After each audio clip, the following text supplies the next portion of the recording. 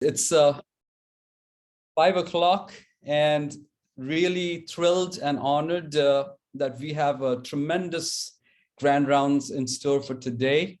And I would like to welcome all of you. Most of you are joining in either remotely, and many of you must have joined in from the auditorium, enjoying your refreshments. So I'm hoping that you're going to have a wonderful time. We have a distinguished panel here. We are going to talk about the culture of cardiology and how do we make a better workplace for each other.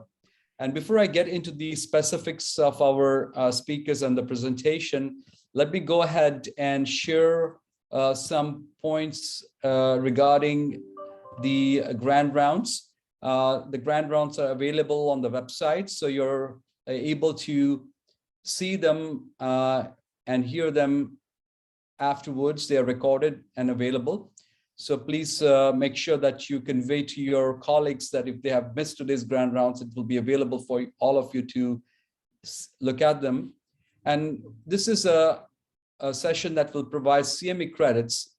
So for that, please go ahead and text 12451 to the number 888-816-4893. You can do it now or within 12 hours after this session.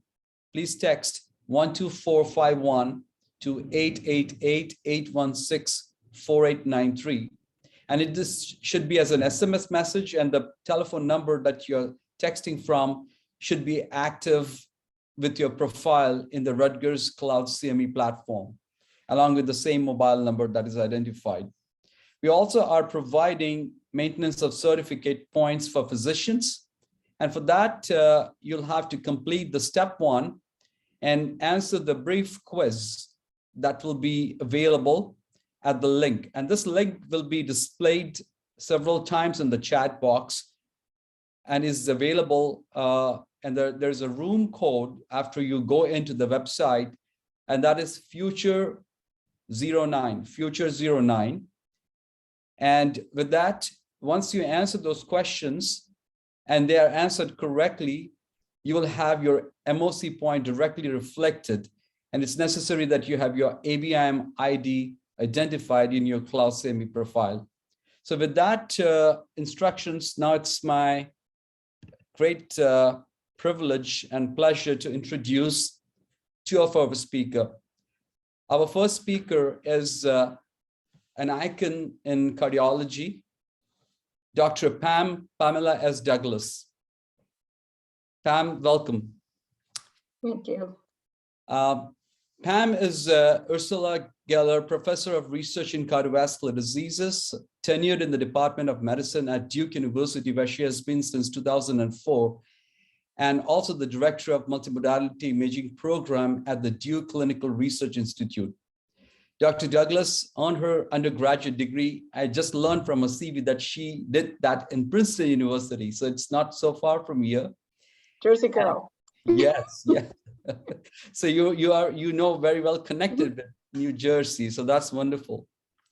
And she did her medical degree from Medical College of Virginia Commonwealth University School of Medicine, and then completed her internal medicine and residency and cardiology fellowship at UPenn, where she became the faculty, co-director of Ecolab, and director of the CV Fellowship Program, and the founder and co-director of the Adult Congenital Heart Diseases. I'll just learned that you also did adult congenital heart diseases so early on. So that's terrific.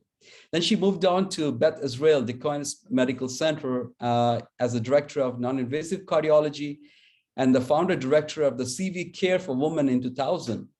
And then she was the AAC 13th president in 2001. Sometime during my visit to Seattle, I got to see her during that AAC session. So I know her since then. Subsequently, she had the CV division at Wisconsin as the chief of cardiology before she moved on to Duke, where she was again the chief of cardiology. And in 2005, she became the president at the American College of Cardiology. So she has this tremendous 30 years of excellence in cardiovascular medicine, and she has led several landmark multiple multicenter clinical trials and has great influence on the emergence and of the evidence in cardiovascular medicine, specifically in outcomes research studies. And I looked at her CV. She has been prolific with over 550 peer-reviewed publications.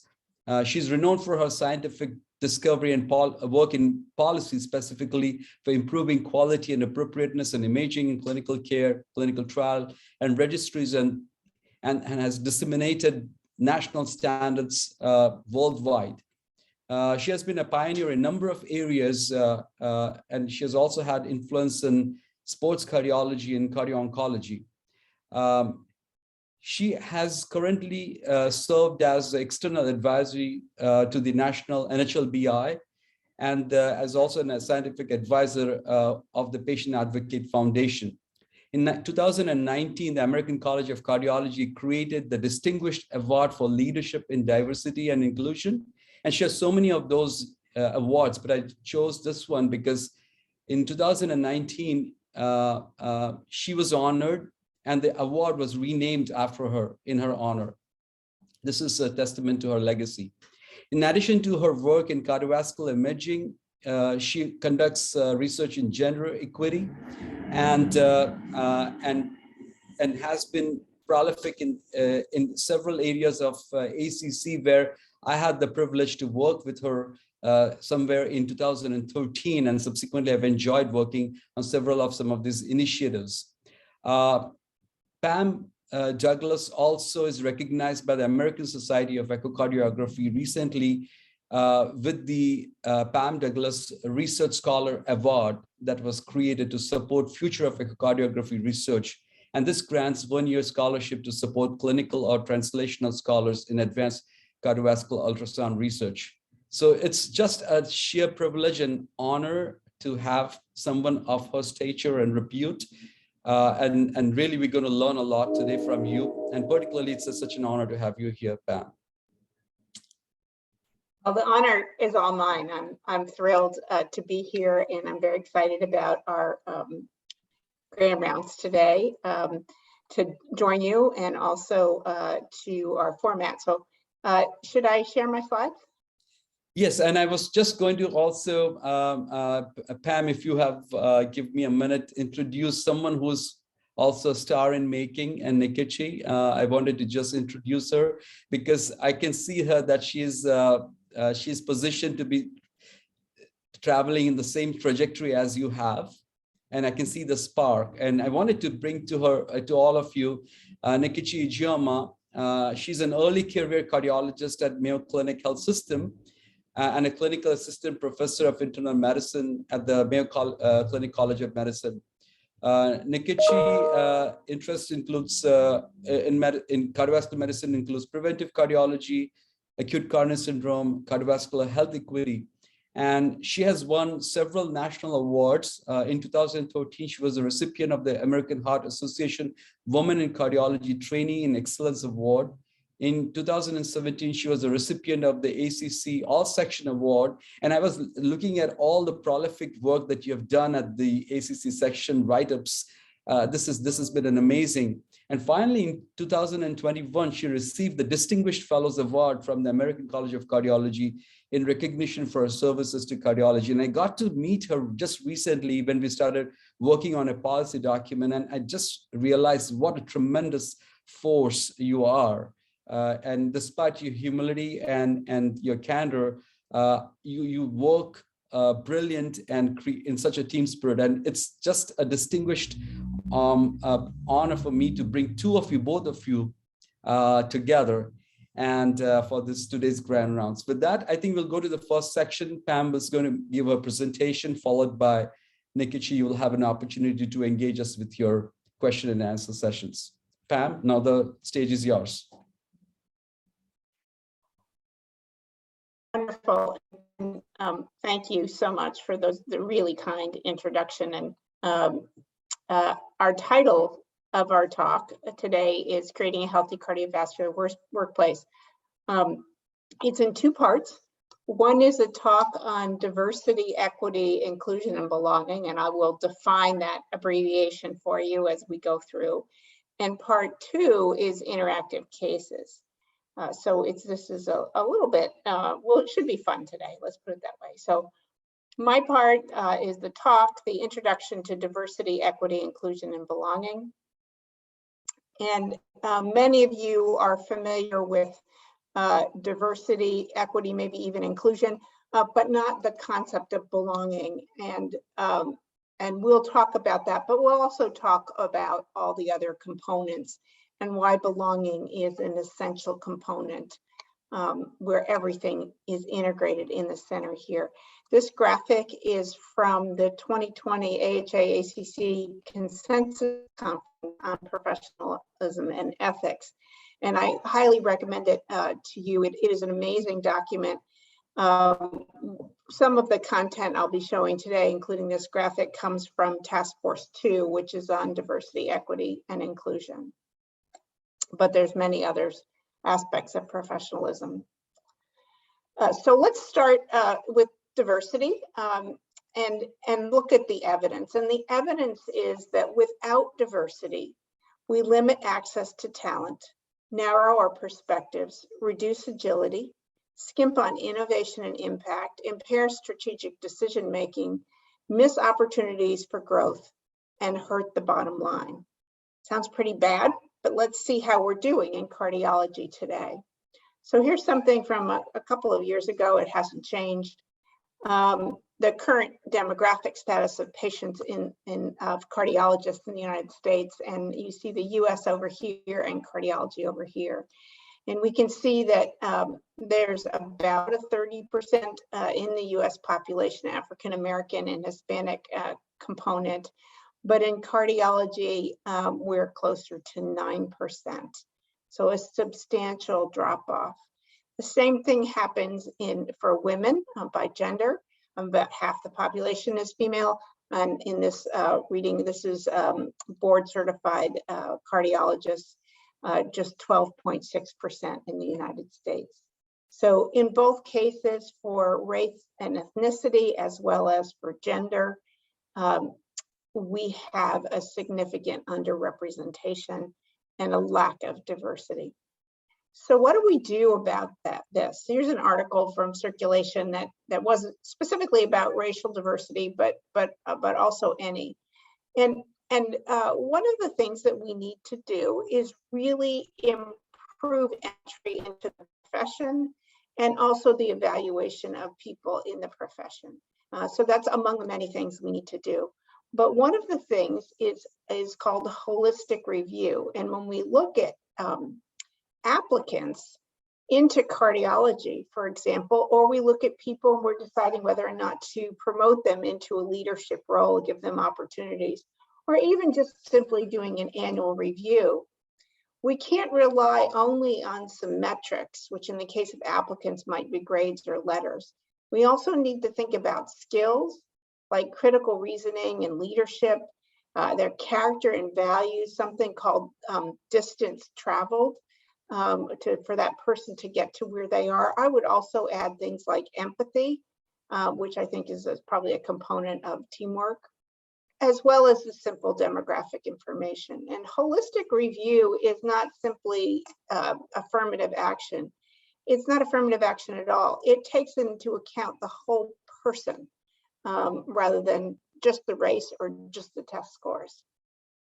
And as an example of how this works, here's a case study that we published earlier this year of our fellowship program at Duke. In 2017, we realized that we hadn't matched very many people of color or women. And we did a multi-pronged, and I really mean multi-pronged, all-out effort to say, what can we change? We should change everything. We changed the way we asked people to apply, how they reviewed, how the applications were reviewed, how people were interviewed, and a really wholesale intervention. But what happened was incredible and far beyond what we thought we could do. So the top row here is just the first year fellows, right? Because this was an intervention in acceptance. And we look, this is our average in the previous years, and it immediately had a step function to more than double the percent of women in our first year fellows. Same to triple or quadruple our percent of underrepresented racial and ethnic groups. And if we look at either women or underrepresented groups, it really went threefold increase immediately and held true for the next 3 years. If we look at all of our fellows, of course, it takes some time for the changes in the first years to work themselves through the system. And you can see this very nice increment every year becoming more diverse, more women, more diverse, and overall with the program. So people say, well, there's not enough women interested in cardiology, or there's not enough people of color. If you truly want to do it, you can. And I encourage, I'm happy to talk to anybody that is undertaking an initiative like this, because it's not easy, but it can happen. Okay, turning to equity. Without equity, we discourage achievement and ambition. We sow discord and disrespect. We increase burnout. We risk tokenism, and we limit our ability to achieve excellence. So how are we doing in cardiology? Here's a paper that we published 5 years ago, looking at salaries in almost 3,000 men and women cardiologists. And as you can see here from this waterfall plot, at every portion of the curve, men out-earned women, whether they were on the lower end of the salary scale or on the higher end of the salary scale. And so we looked at adjustments. We adjusted for over 150 job and personal practice productivity characteristics, including on-call, and gender was still independently associated with salary. So we said, okay, well that's, and the effect size was almost $38,000 each year, which meant that over the course of a 30-year career, women would earn more than $1 million less than a man for the exact same work. So we thought, well, let's look at this another way. And we used a standard model, statistical model for estimating employment equity called the Peters-Belson model. And that yielded $32,000 gender difference with a similar R-squared value. So not terribly different. And then we looked at a parsimonious model because nobody's going to be able to have to measure 150 characteristics. And it turns out that only 6 variables, just 6, yielded a very similar difference, 38,485, with a similar R-squared. And these included subspecialty within cardiology, full versus part-time status, work RVUs, hospital observation care billing, hospital initial care billing, and oddly enough, for some reason, Partha, you'll love this, stress echocardiograms. So this says that we can, people felt that, I've never seen a pink RVU versus a blue RVU, and that any RVU-based compensation model would yield the same results. But in fact, it turns out that's not true. And it's not true across a big national sample. These data and others triggered us to write a health policy statement for ACC on cardiologist compensation and opportunity equity. And this was published a couple of years ago, and it's a scholarly work like any of the ACC white paper type documents, but it starts out with 17 guiding principles that include, first, ACC that believes that cardiologist compensation should be equitable and fair for equivalent work. It should be objectively determined by modeled systems approach that is prospectively developed and based on consensus principles. It should be aligned with organization or practices, business strategies, mission, and core values. And it should be individualized to reflect performance, productivity, and other prospectively determined factors, but it should be transparent. And I could go on with all 17, but we need to get on to the rest of our talk, but just say that there are solutions here if you're worried about salary equity. Here's a roadmap as to how to achieve it. So inclusion, the data show here that if we fail to create inclusion, we hamper psychological safety encourage uncivil behavior and disrespect, discourage participation and engagement, and support continuation of structural sexism and structural racism. Again, pretty awful. How are we doing? The ACC has done a professional life survey every decade for the last 35 years. And the one that was performed in 2015, you can see the results, you can see the results in each of them, 96, 2006, and 2015. And in 1996, 71% of the women cardiologists reported experiencing discrimination. In 2006, it fell only to 69. And then in 2015, it was still almost 2/3, 65% of women had experienced discrimination. This is way higher than the profession I want to be in.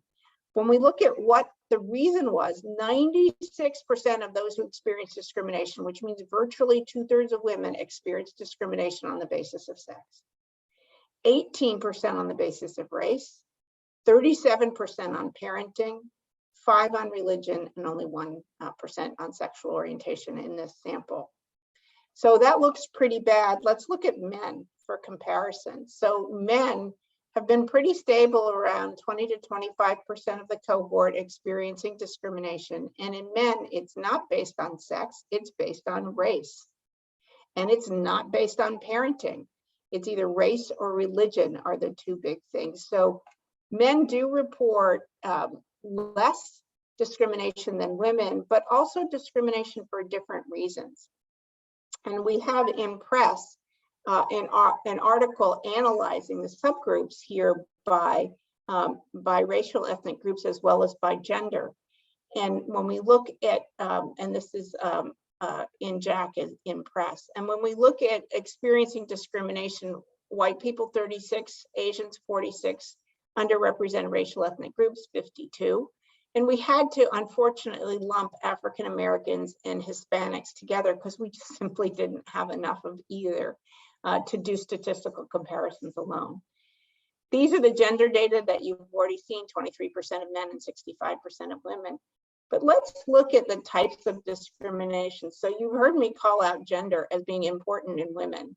And you can see that for both whites, Asians, and underrepresented groups, and being very unimportant here for men in the striped bars. Similarly, I've called out parenting as being much more important in women than it is in men, and this is true across all groups. And finally, race and ethnicity being more important than men than it is in women. So Asian men are much more likely to report discrimination on the basis of being Asian than is an Asian woman. And similarly, a Black or Hispanic man is more likely to report race discrimination than a Black or Hispanic woman. And religion is more common, I believe, in whites, possibly because they're not experiencing some of these other forms of discrimination.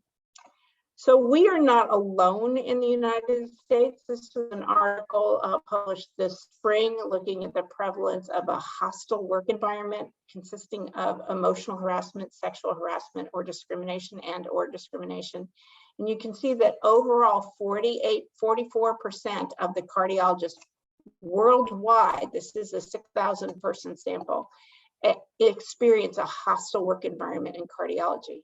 And it's pretty uniform. I mean, there's some variation, but it's pretty uniform across the different continents, surprisingly enough. It's not all in one place or all in another place, but North America seems to be somehow just a little bit worse. This is something that I found very disturbing. 79% report adverse effects on their professional activities with colleagues and with patients, and just 21% had no effect. So it means that this is not harmless, and this is affecting our ability to do our work and to care for our patients. So as a result of this, we are working on another health policy statement, of which both Partho and Ketchi are authors with me. And this will come out in April of this year on building respect, civility, and inclusion in the cardiovascular workplace. And we hope that this will also be a roadmap to improvement. So lastly, belonging. So without belonging, diversity, equity, and inclusion risks being approached by implementing a series of easy fixes rather than long-term changes, and not addressing critical but very difficult issues of culture and climate. Ultimately, it will fail to achieve social justice or unlock the value inherent in our people and institutions. So it's pretty hard to measure. So let's talk about creating meaningful change. So leadership, whether it's your dean or your division chief, must be a highly visible champion and inspire trust that she or he is actually going to deliver on this topic. That person sets the policy and the values. They need to be visible and transparent about it, and they need to be accountable. And then it drills down, we need informed and inclusive leaders at every level. One of the very important ways to do this, as I have just done with you today, is to make sure that diversity, equity, inclusion, and belonging are seen and established and embraced as essential to mission and essential to excellence. This is important in emphasizing the positives and not just eliminating the negatives. So when we talk about harassment, we can talk about the positives of respect and civility as things that we want to achieve, and not just eliminating incivility. Then you need to, if it's essential to mission and excellence, you need to embed it in enterprise-wide strategic decisions and not just activities here and there.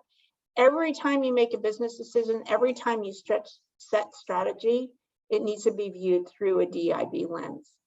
And you need to be accountable and transparent about the current state, as I've done today in cardiology, about what efforts are being made, and about whether or not you're making progress. Because if you don't fail in a few things or fall up short, people are kind of not going to believe you. And so what does it take? It takes dedicated resources, people, money, and all it related to financial and political, right? So this is why the leader at the very top needs to champion this, because they have the political power to change. The focal points need to include things like faculty affairs and human resources, but also data analytics, education, an ombuds officer equivalent, communications, and so on. I've talked about selecting trainees, but DEIB needs to be embedded in all review activities at all levels. And the holistic principles are really helpful here. And it needs to address multiple domains. Focusing on the culture is really important, because simple things like microaggressions are not so simple. And in fact, they can be cumulatively as damaging as overt racism and sexism. Focus on systems and structures. So if you have a compensation plan and then you plug everybody's compensation into that, it's actually easier than calculating every individual salary on every individual person. And it's actually more reliable. At the same time, we need to focus on individuals and help them to understand how implicit bias works and when you need to mitigate it, how to be an ally, how to be not just a passive bystander, but an active bystander, and to sponsor people who are underrepresented and don't have opportunities. And again, as I say, positives, diversity, equity, inclusion, and belonging is an essential skill, and achieving it will make your organization and your people more effective. And so I'll end with this quote: "We shall not convince them by our words, we shall convince them by our presence." And I'm returning now to the case presentation and panels discussion, and I will stop sharing.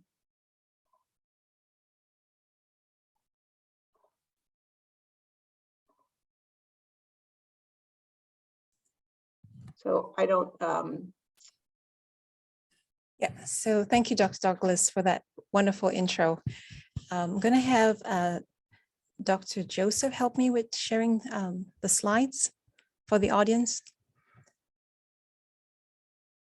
Perfect. Thank you so much. So let's go to the first slide. So we've heard a very wonderful talk by Dr. Douglas explaining the state of the situation in cardiology, as well as the problem and how we can address those. And so now we're going to discuss solutions to increase diversity, equity, and inclusion, as well as belonging in the cardiovascular workplace. Next slide, please. So we're going to go through a couple of scenarios which highlight disruptive behavior. And this is going to be very interactive. So all of us are going to participate in a audience poll, and we will see how we respond and what we can do better. Before we go into the case scenarios, I want to just go over the different models or modes of handling conflict. All of us face conflict every day in our lives, as well as at work, and the different ways that we can handle conflict. 5 styles have been identified. One is the competing style of handling conflict. In the competing style, the person is trying to be assertive. And technically, this is not really a very good strategy in the sense that the person that displays a competitive nature of handling conflict is only looking out for their own goals. And the behavior is mainly at the expense of the other person. Whereas the collaborating strategy of handling conflict, which I've highlighted, is both assertive as well as cooperative. So when we try to collaborate as a way of handling conflict, we are looking out for the other person involved as well as for ourselves. So it's a win-win situation for both parties. Let's go on to the next slide. And you can see here on this graph that when we handle conflict, if on the x-axis, you can either emphasize the relationship, and you can either do that through avoiding the conflict altogether. So you don't want to be involved at all. So when you try to avoid, you're trying to be neutral, but you're not really helping either yourself or the other person in the conflict. Whereas when you try to be accommodating, you're trying to be bending over to help the other person. So you're really trying to help the relationship, but at the same time, you're not moving the agenda. What does the problem that brought the conflict in the first place is not really being addressed. If you look at the y-axis, you can avoid the situation. So once again, you're not helping the relationship and you're not helping the agenda move forward. Or you can be really competitive, in which you're looking out for your agenda, but you're not really helping the relationship between the two parties to advance or get better. The best strategy is collaboration. When we try to collaborate with the other party, we are looking out for the agenda of both parties as well as the relationship of both parties. And that's the best way of handling conflict. Let's go on to the next slide. Now, I want you all, if you have phones with you, to point your phones to the screen and take a picture. And when you do that, it will allow you to participate in the question poll. If you don't have a phone, you can go in your web browser and type in the web address there. And when you type it in, make sure the V as in Victor, is in capital letters. So once again, either point your phone to this QR code and just take a picture, or you type in your web browser the address out there and make sure that the V as in Victor is in capital V. So I'll give everyone a couple of seconds to do that.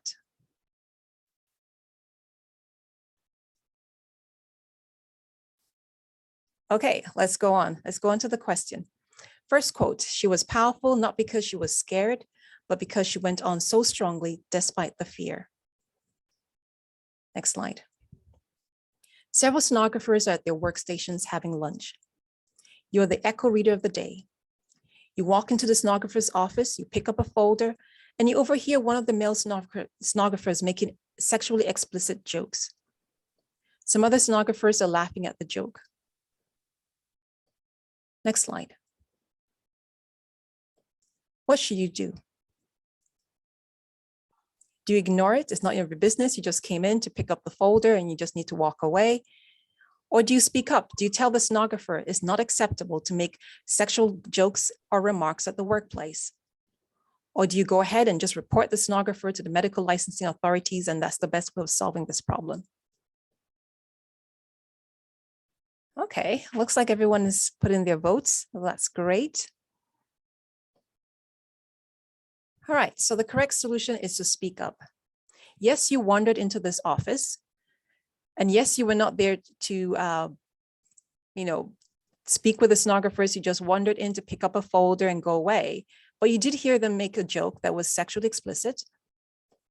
And so you should speak up. Making jokes is not, sexually explicit jokes is not appropriate in the workplace. And if you don't say anything, you're kind of endorsing that behavior. Let's go into the next slide. So ignoring the situation and just saying, well, it's none of my business, let me walk away, is not acceptable. You're sending a message to the stenographers that you're okay with people making jokes that are sexually explicit in the workplace. And everything starts at a small place. If it starts with making jokes, who knows what the next level of sexual harassment or discrimination would be in the workplace. So you need to put a stop to it. You speak up. And when you speak up, remember Dr. Douglas talked about bystander and being an active bystander. When you speak up, you're becoming an upstander, not just someone who sees something and shies away, but someone who takes action or over something. So when you speak up, when you take action, you're no longer a bystander, you're an active upstander. And that's what Dr. Douglas was talking about in her presentation. Reporting the stenographer to the medical licensing authorities, that is a rather harsh step to take at this stage. And so that's why it's incorrect.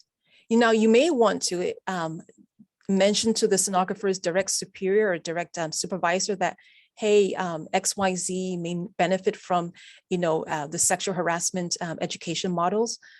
But going to the medical licensing authorities may be just a little bit overkill at this stage.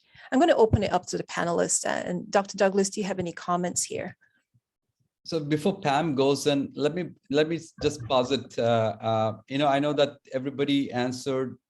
You saw that either it was the choice was B predominantly, and some people responded to C. I may say that I typically see the C. They don't say. Most of us are really scared to speak up. Maybe we do not have the right language, or we feel like we may end up into a conflict or anger. So we are afraid to speak up. And I think the tendency would be either to ignore or to go to C. But I'm really encouraged that everybody by heart wants to speak up, but maybe we don't see that happen that frequently too. So maybe I'll do it the tough job of asking Pam. Pam, how would you speak up? Like it's not easy. What would be the way, let's say, what are the vocabularies when you have an inappropriate comments coming from a group of people and you're suddenly a bystander? What will be the vocabulary you would use? As someone as experienced as you, maybe you'll have a certain style, but maybe a variance of that will be fine, but maybe the people will learn from that. Sure, I'm happy to do it. I think the point is not to get confrontational and not to say, I'm going to report you and boy, are you going to be in trouble, kind of thing, but really ask the qualifying question, something like, do you really think that's appropriate to do here? Or don't you think your colleagues would be offended by this? And that also comes from a place of curiosity and not judgment, as opposed to what you did was wrong. Now, if you're the direct supervisor, you can be strong, but if you're just a bystander, being judgmental is a little hard. It's better to observe and say something factual, like you told a sexually explicit joke, which is not allowed in our area, as opposed to you did something wrong. The impact is that your colleagues may think it's appropriate. It may offend other colleagues. It offended me personally, and I hope you don't ever do it again. So again, not confrontational, not judgmental, stay factual, and base it on your own thoughts and feelings as much as possible. So that's a great point. That's a very great point, Pam. So what you just provided a toolkit here is questioning. If you're not so sure, saying that, hey, you know what, I'm really uncomfortable about what you just I heard. Do you think that's appropriate to mention it here, or maybe in a questioning way, so that it just doesn't hurt the other person, but at least makes the other person feel like calls into the question, or as an inquiry of, is that an appropriate thing to do so? Or maybe that's a good toolkit, and maybe it applies not just to sexual, but any other inappropriate comment. Anything. And that's actually a great framework for responding to discrimination or harassment. You want to call out the behavior and not the person, as you just said. So that was an inappropriate comment, not you are an inappropriate person. Yeah. Fantastic. That was great. So I really like what you said about, stating the facts, calling out the behavior and not the person, and then be careful about the tone of how we say these things, because we don't want to, come out as being judgmental when we speak to our colleagues about things. All right, well, let's go to the next slide. Everyone did well on that one. All right, case number 2, we have Joy. She's a newly hired Hispanic EKG tech in the cardiology clinic.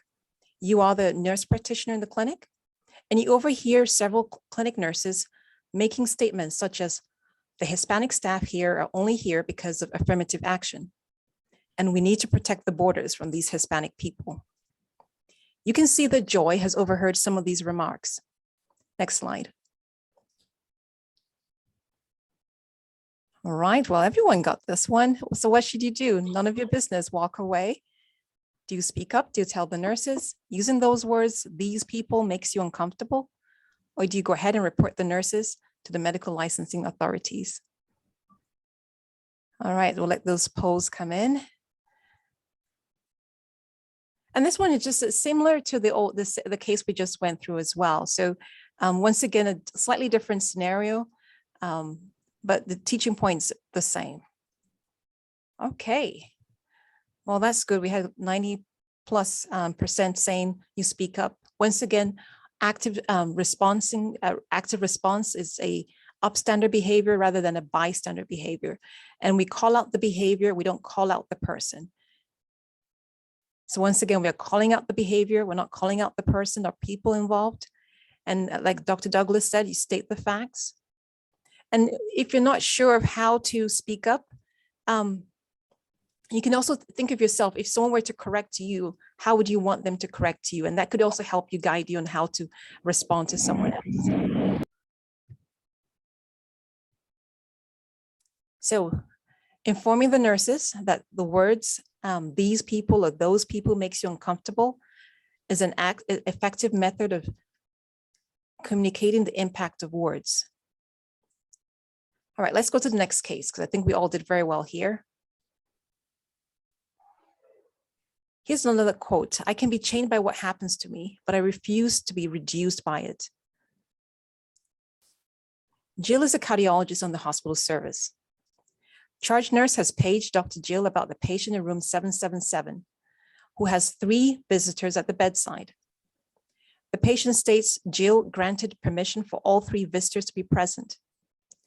Charge nurse informs Dr. Jill that it's against the hospital policy for 3 visitors to be present at the bedside, and Dr. Jill needs to address the situation.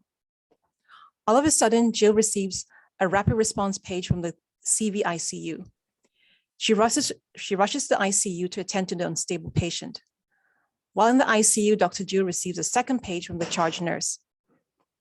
Dr. Jill, you've ignored my earlier page. Go to room 777 right now and address the patient visitor situation. All right, so what should Jill do? Let's begin to vote. So Jill is trying to take care of a sick patient, and she's getting this page saying, go to room 777 and take care of this visitor situation. Should she ignore the page? Should Jill call the charge nurse and inform her that Jill, has more important things to attend to? Or should Jill send a CV fellow or resident to room 777? And this is something we deal with on a very regular basis. When you're on call, you're trying to handle one thing and you're getting paged about a million other things. So how do you handle when you have someone who's upset on the other side? Okay. So the majority said we should send the fellow, and a couple people say ignore the page or call the charge nurse. Let's see what the answer is. So send the fellow. Okay. I'm going to, we'll flip over to the next page. Dr. Douglas, what do you think about calling the charge nurse right now and telling her you have other important things to deal with? Because some people did select that as an option to do. Yeah, I think that is a reasonable option. You certainly need to respond to somebody who's asking for help in some way. It doesn't, it sort of tells the charge nurse that you think what you're doing is more important than what she's asking you about, without really knowing exactly what is happening in the other situation that she's calling about. And so it's a little bit dismissive and makes the charge nurse feel that she's not been heard. Sending somebody to help says, you know, this is a valid concern and we need to figure out a way on the team to make something, to provide some support or solution to everything that's going on to the extent that we're possible. And so if somebody is available to sort out the problem, then that would be great and would clearly be a first choice. If nobody is available, then you can call the charge nurse and say that, you know, I understand you have a significant problem. Unfortunately, I can't come just right now, and I can't send anybody else. And this is a great point, because I think sometimes just the nature of the work that we do on call, there's a tendency that we could ignore, right? And we have seen so many times that those are the times when the charge nurse would go ahead and, you know, I make a report, and I called out so many times and nobody answered, or something, and it's not that you're not, it's just that you got distracted and were not able to multitask, at least mentally, that, look, this is important as well, and it's going to turn out to be a nightmare tomorrow because I'm going to be asked to clarify why I didn't answer. So multitasking and maybe answering back, or if not, you can't answer back, you're rushing on a code, then having the presence of mind to delegating. And I wonder how we fail to ask for help, right? And certainly we feel like if we ask for help, we'll be diminished. That's certainly not the case. So asking for help, trying to multitask, and delegating responsibilities, I think all parts of being a good leader in that moment. So I think that was a good example, particularly for young fellows and young cardiologists. This is going to come. And this problem certainly comes up many times. And those were very good points that both of you have raised. Number one, Dr. Douglas said this, we don't want to ignore the situation because then the charge nurse feels that she is being dismissed or her concerns are not being taken seriously. So it's always important to validate someone else's call for help. So the charge nurse is actually sending out a call for help. And so what Dr. Douglas said, we don't want to just dismiss that away because then the charge nurse feel that you're saying she's not important. And so whether you have the ability to respond to her in a cordial way and say, hey, I'm busy and I am going to send someone else, or you go ahead and send your fellow to go take care of the situation right away, it's important. Don't dismiss people because it may not be important to us, but it's important obviously to the charge nurse about the situation. So making sure that you validate the other person is important. And what Dr. Sengupta said was also very important as well. Sometimes we don't have someone else to send. I mean, I work in a community hospital and sometimes you're the only person on call. And so it's important for you, if you're getting overworked and you have no other, you yourself can also call for help and say, I need a backup at this situation. And then also, if there's no one else to send out, don't dismiss that page because you may forget about it. And then tomorrow becomes a major issue. Reach out to the charge nurse and say, hey, I'm busy right now. Is it okay? Once again, you're getting to that compromise. You're bargaining with her and say, is it okay if I come later and address the situation? Come to a compromise between the two parties, and that helps reduce stress down the road. So thank you so much, everyone, for putting in those your responses. This was great. Now let's see what the next case is.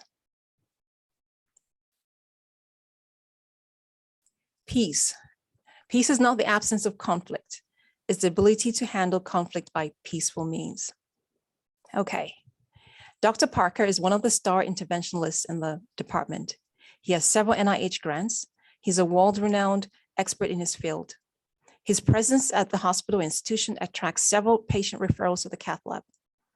During one of his procedures, the patient begins to wriggle on the table. Dr. Parker yells at the cath lab nurse, "Do something about the sedation or get out of the room." You are the fellow in the room. This is not the first time Dr. Parker has displayed this kind of behavior to the staff. What should you do? This is a tricky one. Let's see what the options are. Okay, do you say nothing? You are the fellow. You don't want to get trampled on, so just keep quiet. Or do you speak up? You've been told you should speak up, so do you address Dr. Parker's behavior immediately? Do you send an email to the Human Resource Department and say, Dr. Parker's being very aggressive to our staff in the cath lab? Or do you speak with the cath lab director about this behavior? So I'm going to let everyone put in their votes.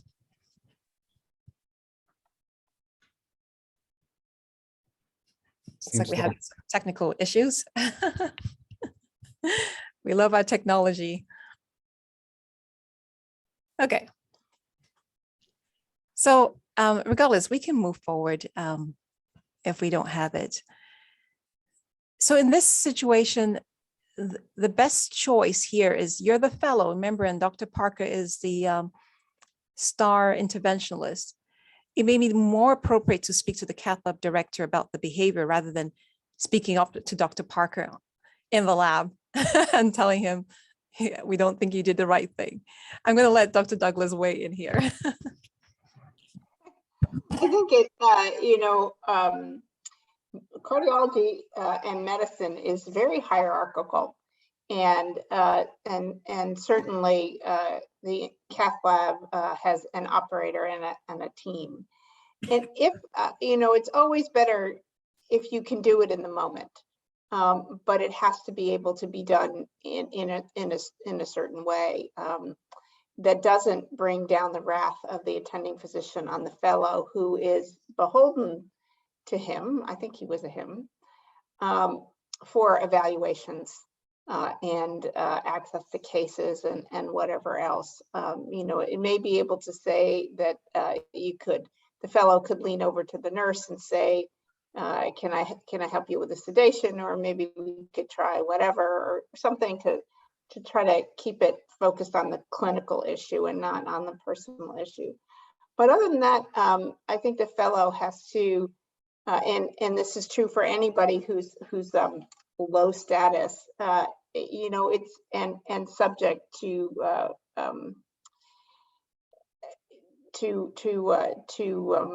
what am I trying to say? When somebody does something and then you get into consequences for that, retribution for doing it. And just going to talk to either the program director in cardiology or the cath lab director would be helpful. And again, instead of saying Dr. Parker is mean, you can say I was very uncomfortable during my case today when I perceived that Dr. Parker was being rude to the nurse in some way, as opposed to Dr. Parker needs to be fired or Dr. Parker needs to, change careers or whatever else. Again, I was very uncomfortable when this incident happened. So Pam, I mean, you must have in your career dealt with these kind of situation multiple number of times. So this is not very uncommon, right? So cath lab and specifically when we are having complicated patients or we are running a code, stress runs high, and our ability to communicate deteriorates rapidly, right? And assertion and likelihood of victory, or all kinds of things happen. And I've seen that's the time when either you make or break the situation. How do you advise two things? Number one, what is a polite assertiveness? And there's a difference between confidence versus asserting something, and how do you do that? I mean, it's an art, but how do you do that? Not many people have the skill set. And number two is, what do you do when you really feel stressed and where you're starting to lose your nerves, right? What do? You just take a break, go out, drink a glass of water, come back? What do you do? This is common, and we are humans also. I mean, I would have to say that people are different, and different people can deal with stress very differently. But what are the skill sets needed for encounters like these?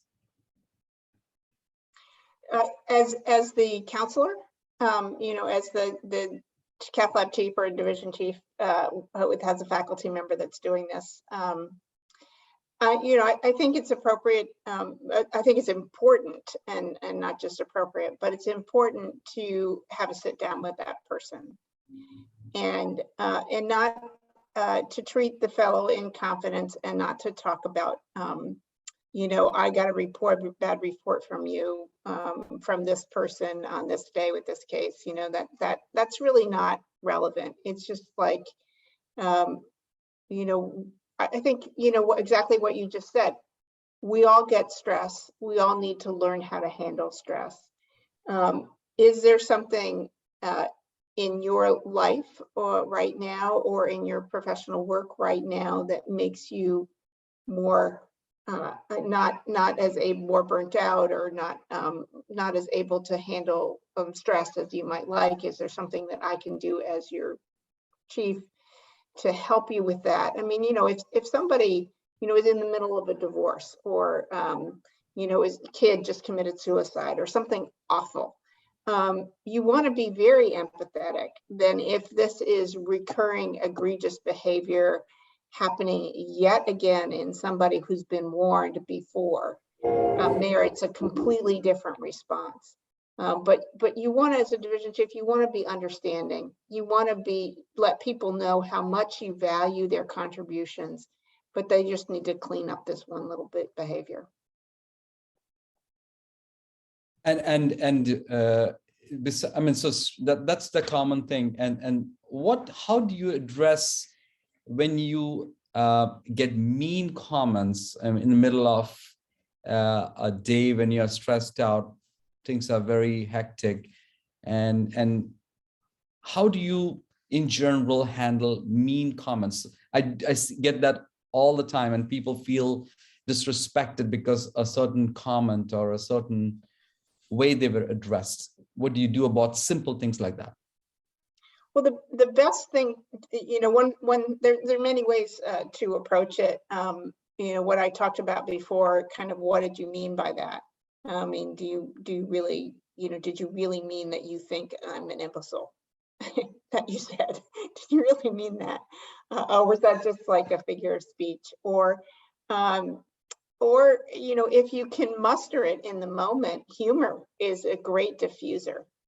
And I'm not that good at coming up with a quip, so in the moment, but if you find recurring comments, it's often good to have them. It's sort of like, or you can just turn around and say, did you get up on the wrong side of bed today? What's going on? It's not reactive. And again, it's curious, coming from a place of curiosity. It's not judgmental, or just even, wow, that was harsh. Mm-hmm. Maybe we need to sit and talk about something so that we can continue to work together. Great sets of vocabulary there. Thank you. Mm-hmm.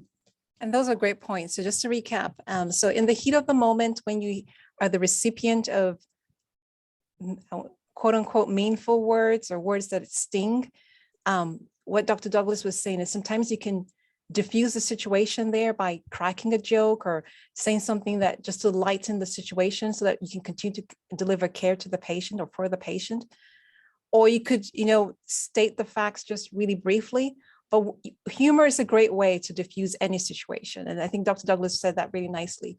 In the heat of the moment, if you're a recipient of something really harsh like that, you can just crack a joke. Did you get out on the wrong side of bed today? Or, wow, what a stinger that was, just to make everyone calm down a little bit. And then later on, you can take steps to, talk to the person directly or speak to the cath lab director about that. So that's if you're the recipient. And then the other side is all important for all of us to be aware of our what's going on in our lives, because sometimes what stress can make us behave in different ways. And Dr. Douglas said that we don't know what someone is going through, a divorce or a stressful situation at home, but we all need to be aware of our stressors and be careful of how those bleed into our workplace. And so if we begin to notice that we're becoming short-tempered at work, or we're beginning to become more snappy than usual, maybe it's time for us to take a break and look at ourselves and see what is it that's going on in my life that's affecting my work life as well. So let's move on to the next question. Everyone did well, I believe. We didn't have a vote, but hopefully we all did well on that one. Case number 5. Jacob is a new clinic supervisor, and this morning, Mary, one of the nurse practitioners, called in sick. Jacob was notified of this ill nurse practitioner, but he was not aware that it was his responsibility to reassign or cancel the patients. Several of Mary's patients arrived at clinic, and they were quite frustrated when they were informed that they would need to wait several hours to rectify the situation. You're the operations manager. Jacob has contacted you to help him through this situation. So Jacob's a new clinic supervisor, and he calls you. He has this problem on his hands. What do you do? Do you berate Jacob in front of the clinic team? Do you tell Jacob that you're disappointed at his inability to take care of the situation? Do you provide assistance and privately provide him with resources and reassurance? Or do you shake your head and mutter words, "What a mess," while assisting Jacob? All right, so people are sending in their votes. So that's we'll wait for those to come in. But it's not uncommon. Most of us have seen, people shake their heads, mutter words under the, while helping someone else. So it's important that we're all aware of this, our body language as well as our verbal language. Okay, I think the votes are in. Let's see what the answer is. And majority of us got the right answer. Provide assistance and privately provide him with the resources and reassurance that he needs. So berating Jacob, I know some people said that was correct as an option. I'm going to let Dr. Douglas, do you want to weigh into that about public berating our juniors in front of other people? Yeah, don't. I think that's that's not the place and time. You privately, if you can tell Jacob that maybe there's help him think through a better way to respond to the situation. He does need to learn from the situation, and so that is important to make sure that happens at some point. Obviously, there's some confusion about who's responsible for what, and he may be a great supervisor, but just confused about who should be responding and felt put upon. Yeah, so as much as team leaders, as leaders in any capacity, we should always be aware that our reports, our junior reports, are looking up to us. And when we put them down publicly, it kind of demoralizes people. And number one is makes them afraid to reach out to us in the future. And number two, it becomes a spiral situation where they too begin to put down other people publicly because they say, "Oh, it happened to me, I can do it to someone else." And then becomes, a culture in an organization whereby people are, demoralized publicly, and hopefully that doesn't occur. And then one thing I wanted to point out from this case was our nonverbal language is important. People hear what we say, but they also, more importantly, they read how we say it. And how we say something is in the tone of our voice, as well as in our posture, in our body language. And so it's important as we say something that the way we say it matches what we are saying. So I'm going to bring in a little bit of twist. How do you handle when these stories becomes a rumor and they start traveling? Typically, I do not like to hear into or give into those stories, and unless there are like something of concern brought to me, I'm more than happy to give in an ear, but typically I do not encourage. But often we see tendencies where people don't address those, but that become more of stories, and people are gossiping and working on them during their lunches and talking about this person, that person. What do we do about that, Pam? How do we change that culture of all the gossips that are created? Yeah, that is a tough one. I think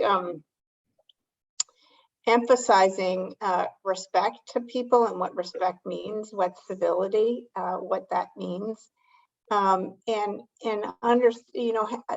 the best thing is people in the moment. And if you can have somebody sitting at that lunch table that says, guys, we keep ragging on people, but really that person has contributed in other ways, or maybe let's switch the topic to something more positive or something like that. Just sends the message.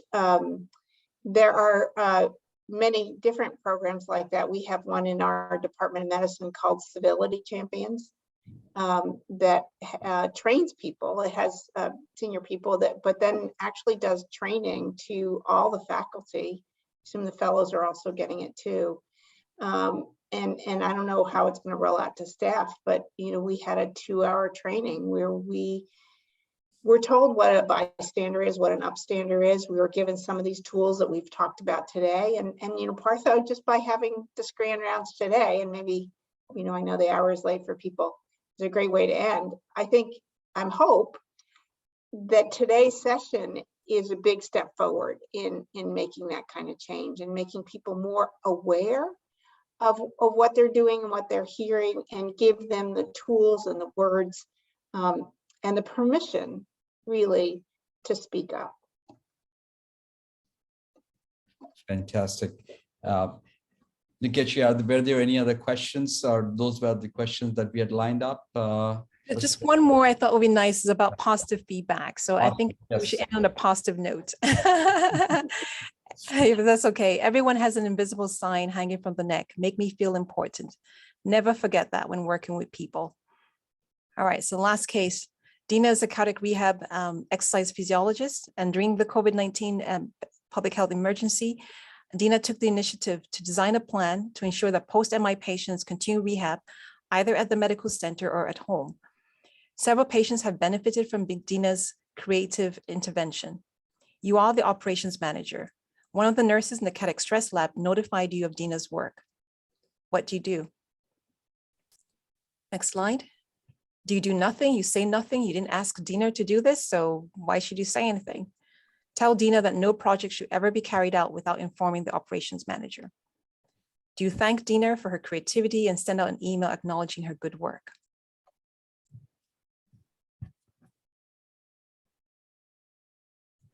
So as the votes come in, it's nice to see that no one is saying do nothing, say nothing.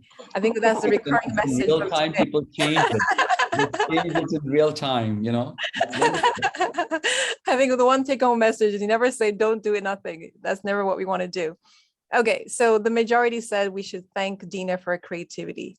Yes. And I know some people selected that no project should ever be carried out without informing the operations manager.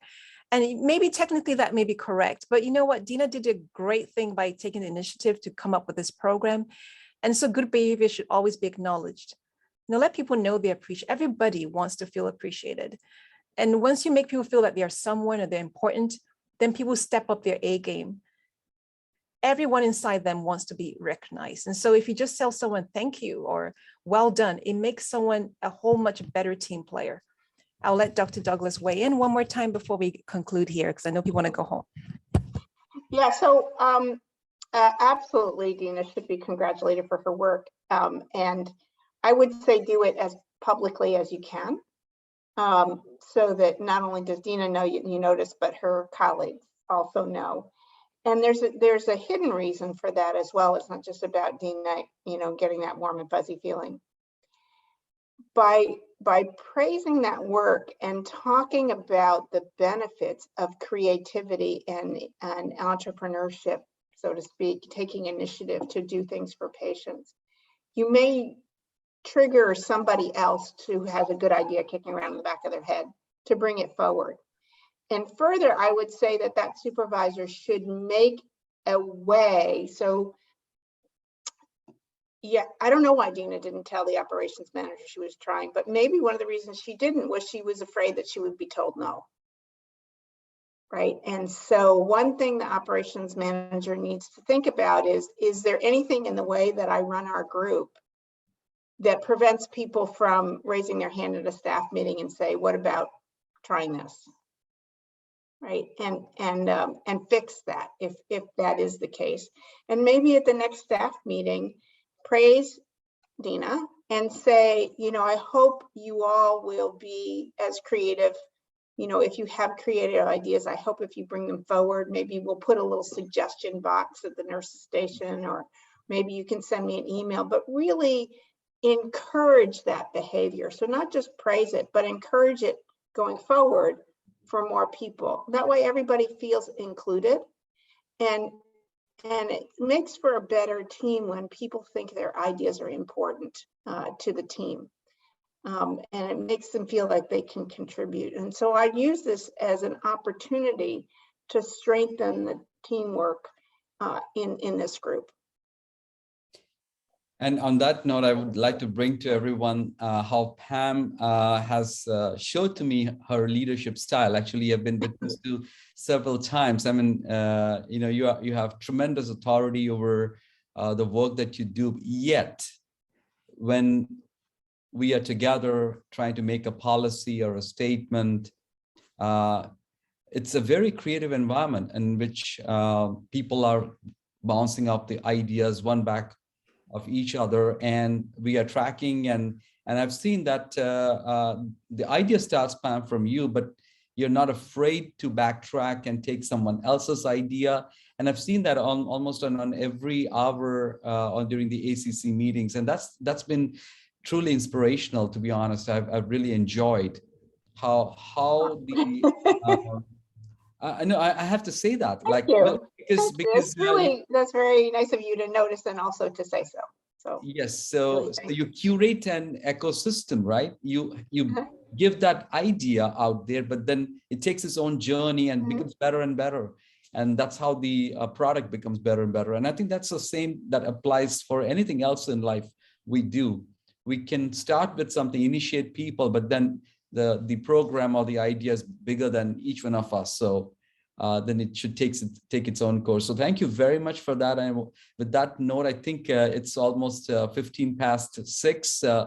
People must have really enjoyed. I really enjoyed it, and I think there were some polls and ideas that were planted, and this is going to be available as a video in our Grand Round series. So I'm hoping people can always turn back and learn something if there's any of those situations ever were to arise. And these situations we will all again and again see, just because that's the nature of how our workplace are structured, and stress is always going to be there. But how do we work with each other and how we respect each other is all that means, and makes the journey more joyful rather than stressful, and brings in more creativity rather than silencing someone, which is important that we have more inclusiveness. Thank you very much for joining us, both you, Pam and Nikechi. And with that, we'll close the session, and we look forward to having you once again in the near future, maybe in person. That would be great. Yes. Thank you. All right. And good Bye-bye. night. Bye-bye. Good night. Good night.